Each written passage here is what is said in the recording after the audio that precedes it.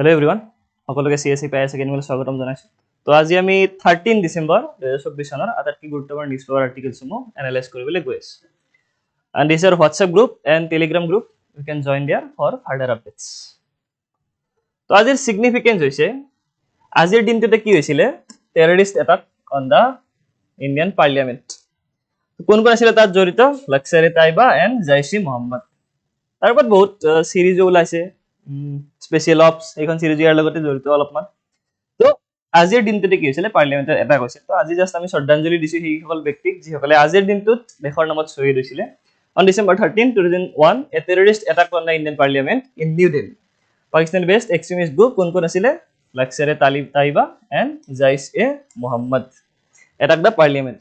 The attack killed 14 people. So it dozen ব্যক্তি মৰিছিল including 6 Delhi police personnel, 2 parliament security service personnel and a gardener and 5 terrorists. তো এই কিজন ব্যক্তি তাত মৰিছিল। তো আজি সিগনিফিকেন্স হৈছে সেইটো। And this is our topic যিখিনি আমি যে ongoing ভিডিওটো ডিসকাস কৰিম। তো ফার্স্ট পয়েন্ট হৈছে Gukesh become the youngest world chess champion. তো যোৱাকালি পাইছো আমি তেখেত সিঙ্গাপুৰ চেছ চেম্পিয়নশিপত youngest হৈছে world champion at the 18 years of age only. Gukesh Domaraju, a 18-year-old boy, Indian grandmaster, became the youngest world chess champion. He defeated title holder Ding Liren in a dramatic final game on December 12, 2024. Gukesh is the second Indian after Vishwanathan Anand. So, প্ৰথমতে কোন আছিল Vishwanathan Anand to win the world chess title. তাৰ পিছত কোন জিকিলে এবাৰ Gukesh ডোমাৰাজু 18 years of age, the youngest. So historical achievement ki Gukesh secured 7.5 point against Ding Liren 6.5 in the championship match. The match was intense with analysis, prediction and tiebreaker, but Gukesh triumphed in the classical time control game. So ki asile strategy ki asile bihekke with rock, bishop and pawns end game. তো যিসকলে চেছ খেলা হয়তো বুজি পাইছে যে rock bishop এই ঘোঁৰা হাতী যিটা কওঁ আমি ওকে তো সেইকেইটাৰ জৰিয়তে ষ্ট্ৰেটেজিক ভিক্টৰি আছিল Gukesh legacy and mentorship. Gukesh followed the legacy of Vishwanathan Anand, who played a pivotal role in the mentoring him at his academy in Chennai. Prize and recognition kiyan paise USD 1.3 million paise of 2.5 million asil total pocket. Total parcel par kiyan paise 1.3 million as prize money. Prime Minister Narendra Modi calling it historic and exemplary. তো তেখেত এটা টুইটো কৰিছে এইটো লগত this is the result of the unparalleled talent and hard and unwavering determination. Okay, তেখেতে কৈছে তেনেকে তো this is এটো আমাৰ কাৰণে গৌৰৱৰ কথা at present.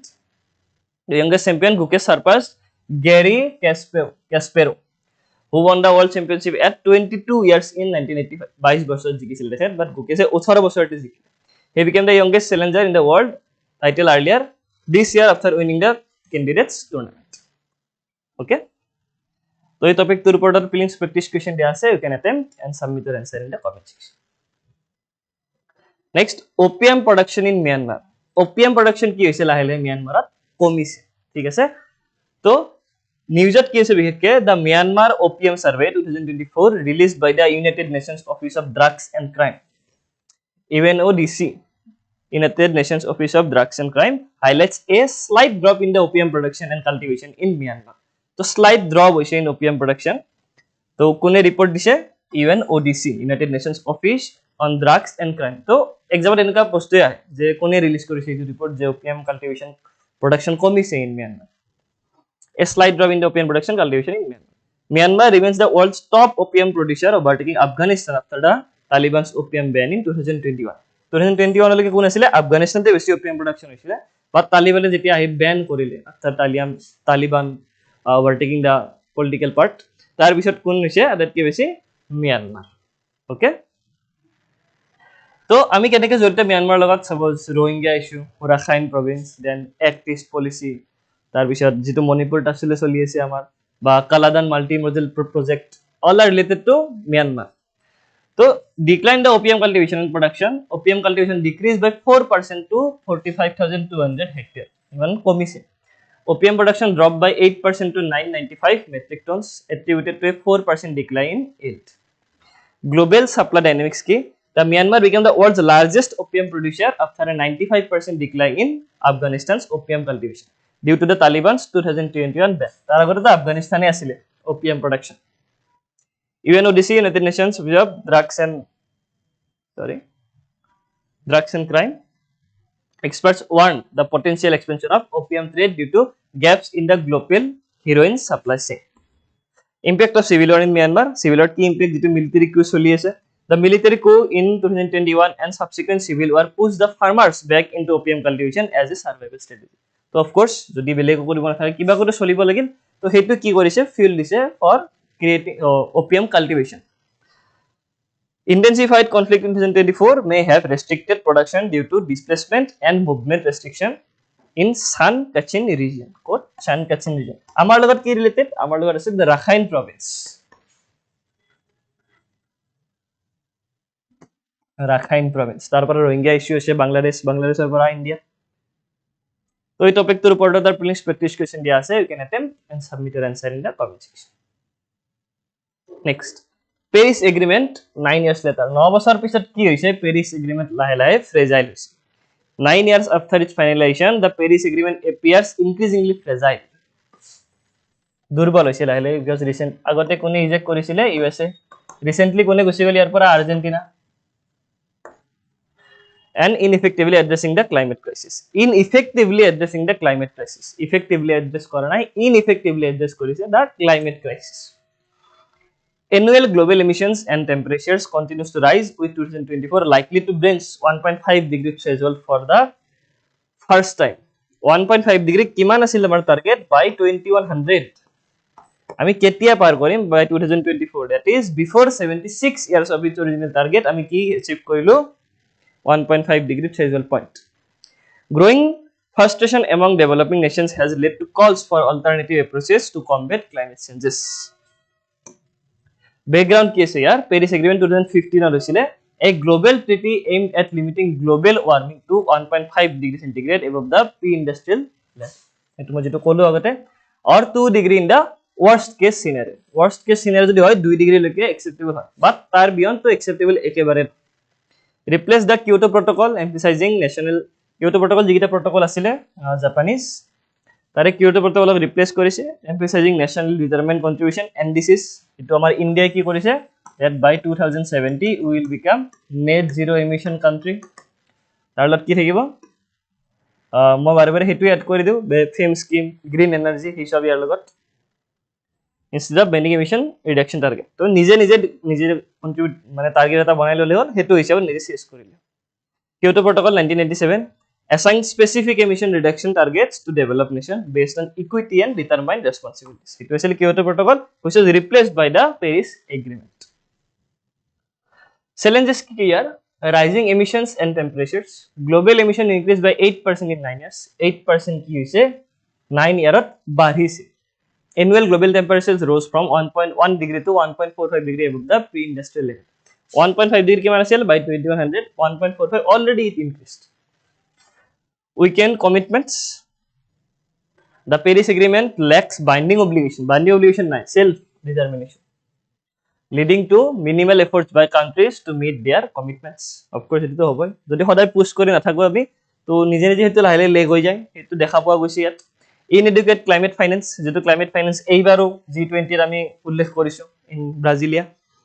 Developed countries promised 100 billion annually for climate actions by 2020 but delayed its increase to 300 billion by 2035. 35 বলকে 300 করা তো পোস্টপোন করে দিছে. Dwindling trust in the Paris Agreement is eroding, especially among vulnerable nations. The US exists under Donald Trump's potential return accelerate uncertainties. যেহেতু এবার again same government formation হইছে in the US, তো এইবারও same ejection আমি দেখা পাবো পারো in Paris Agreement. তো at present কোনে eject করেছে আর্জেন্টিনা, eject করে they are focusing upon their crude oil or gas. তো তারপর অলপ নেগেটিভ ইম্প্যাক্ট আহিব. Recent development কি legal action by small island nation. Countries like Vanuatu have sought International Court of Justice to define the nation's obligations under climate agreements and broader international laws. The finance deal in Baku যেটা finance deal হইছে highlighted inadequate financial support from the developed nations, undermining climate ambitions of developing countries. So basically সেইখিনি কথা যে যদি climate আমি combat কৰিব লাগে এটা ডেভেলপ নেশনে অবভিয়াসলি হেল্প কৰিব লাগে তো আমি ইমান কম্প্ৰমাইজ কৰিব নোৱাৰো যদি আমি কম্প্ৰমাইজ কৰি দিম ডেভেলপিং এণ্ড আণ্ডাৰ ডেভেলপ নেশনে দেন আমাৰ ডেভেলপমেন্ট গ্ৰোথ কেতিয়া ন since they are already developed so they need to compromise at this scenario done so এই টপিকটোৰ ওপৰত এটা প্ৰিলিমছ প্ৰেক্টিছ কুৱেশ্যন দিয়া আছে you can attempt and submit your answer in the comment section next দিয়া আছে unoccupied housing under PM AY urban PM Awas Yojana urban কি আছে unoccupied housing আছে কিমান nearly 50% of the affordable housing units constructed under Pradhan Mantri Awas Yojana urban remain unoccupied হৈ আছে the scheme launched in 2015 was extended till December 31 2024 to complete the 122.69 lakh sanctioned houses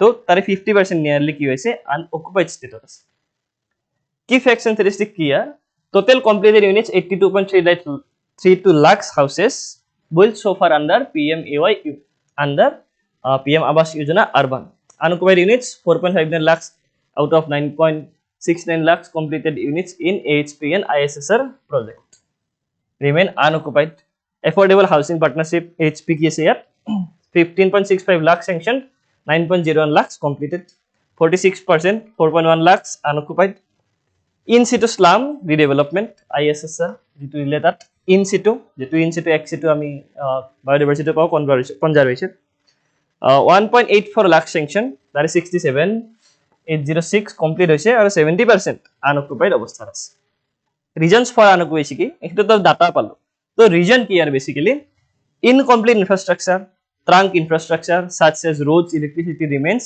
unfinished যদিও ঘৰটো বড় আছে যেখিনি infrastructure লাগে for living there properly সেইখিনি infrastructure এতিয়ালৈকে ডেভেলপ হোৱা নাই non allotment delay in finalising beneficiaries by states like Telangana তো ঘৰটো তো বনালে বাট বেনিফিচিয়াৰি এতিয়ালৈকে সিলেক্ট কৰিব পৰা নাই তো সেইটোৰ কাৰণে কি হৈছে আনঅকুপাইড ষ্টেটত আছে unwillingness allottees some beneficiaries are unwilling to occupy the houses obviously মই যদি এটা বেলেগ এৰিয়াত দে যিটোত মই কমফৰ্টেবল নহয় তো মই সেইটো অকুপাই কৰা নাই দিজ আৰ দ্য বেসিক ৰিজনস যাৰ কাৰণে এতিয়ালৈকে আনঅকুপাইড ষ্টেটত আছে 50% অফ PS আৱাস যোজনাস urban area home the government response ki dise yat ministry step regular follow ups with states and union territories to complete infrastructure of course encourages to see state resources or coverage of central state schemes for infrastructure development launch of PMAY 2.0 in September 2024 target to build 1 crore additional urban homes in 5 years incorporation lessons from the original scheme to already gote khini ami banai dim tar bishat ami lahe lahe ki korim tat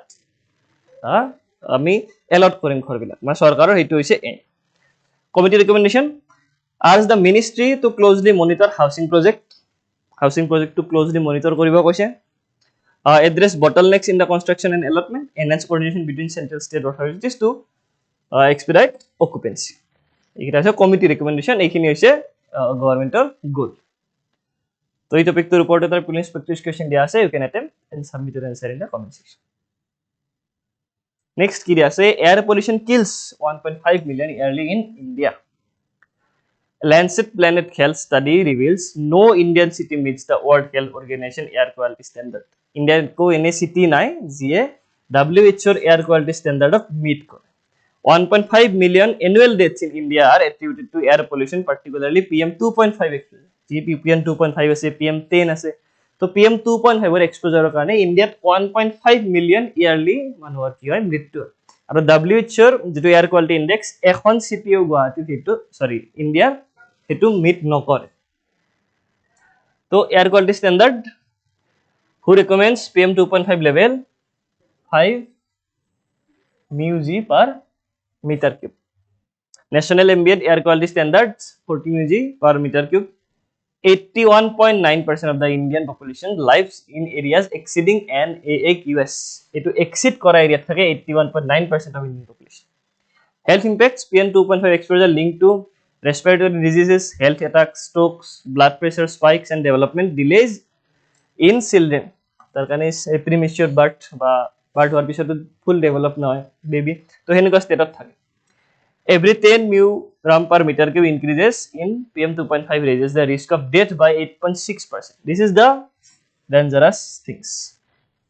So regional variations, lowest population 11.2 EG per meter cube in lower Subansiri, Arunachal Pradesh, 2019 data. Highest population 119 EG per meter cube in Ghaziabad and Delhi in 2016. So mortality statistics 1.5 million deaths annually linked to the air pollution, 25% of all deaths. So যদি 100 জন মানুহ মৰে তাৰ 25 জন মানুহ because of air pollution কাৰণে মৃত্যু। Even at NNAQC's level 0.3 million deaths would occur due to long term exposure.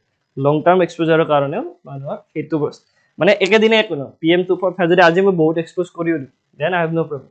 But যদি long term কাৰণে মই সেই PM2.5 ৰ টাচত থাকো then I may have some problems, and because of this 25% of all deaths are from the air pollution, which is a concern for all of us. Key observation: the researchers used ground station and satellite data to measure PM2.5 levels from 2009 to 2019. Findings surpassed previous global burden disease estimated due to population growth and improved methodologies. The expert recommendation ki disi yat address source vehicular emission. Of course vehicular emission lage jar karone you are turning towards EV tar logot scheme ase FAME etu moi link koriye disu. Okay, FAME scheme to mane koi moi hubai disu brainot iman bar koise moi FAME scheme to kotha. Faster adoption and manufacturing electric vehicles. ASSAM target hoise 25% registration by 2025 and 100% public transport by 2030. Crop burning, stubble burning বুলি কওঁ আমি, implemented stricter air quality standard, health focus, reduced pollution levels and strict for WHO standard. These all are. So এই টপিকটোৰ ওপৰত please practice question দিয়া আছে, you can attempt and submit your answer in the comment section. Next prefect হৈছে আজি আমাৰ যেটো বাংলাদেশৰ national anthem আছিল জয় বাংলা আমাদের সোনার Bangla, which will be no longer national slogan in the Bangladesh. Bangladesh Supreme Court decision stayed a High Court verdict that declared Joy Bangla as the national slogan of Bangladesh.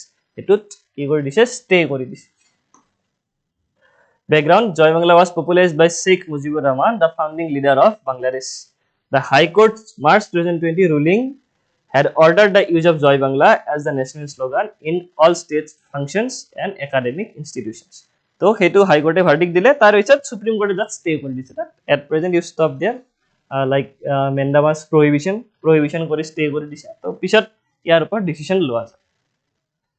Next previous fact hoise Nupilal Day. Manipur commemorated the contributions of women freedom fighters in the first 1904 and second 1939 Nupilal Women's War against the British.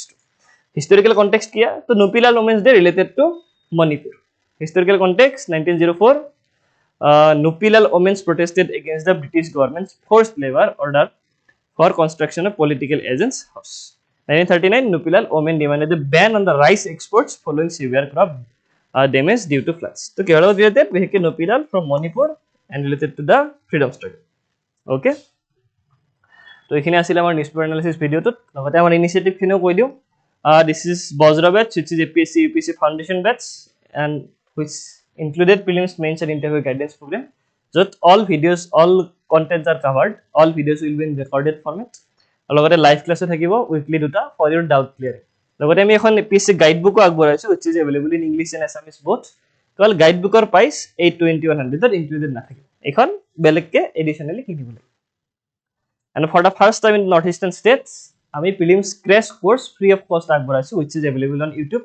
যেটো 3rd of December পৰা already start hoise. Daily দুটা class থাকিব 7 to 9, 9 to 11, লগতে Sunday special ক্লাসও থাকিব। লগতে আমি এই সমূহ কন্টেন্ট খিনি আগবঢ়াইছো, which is exclusively available on CSEPIS Academy application. লগতে আমি কন্টেন্ট খিনি কাৰণে আমি we are just taking only ₹100 as a registration fees. Okay, so you join and fulfill your dream for becoming a civil servant. So আজিৰ newspaper analysis video to দেখি নি আছিলে, hope you liked it. Thanks for watching.